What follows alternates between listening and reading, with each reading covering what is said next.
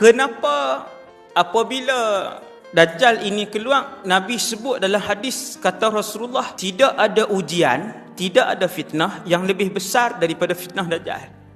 Adakah fitnah Dajjal lebih besar daripada fitnah Iblis? Jawapannya ya.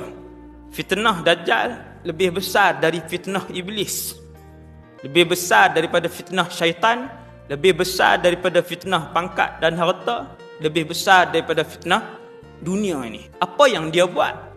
Benda pertama yang membuatkan Rasulullah cakap begitu ialah apabila Dajjal, seruannya ialah supaya semua makhluk mengaku bahawa dialah Tuhan yang menciptakan alam ini.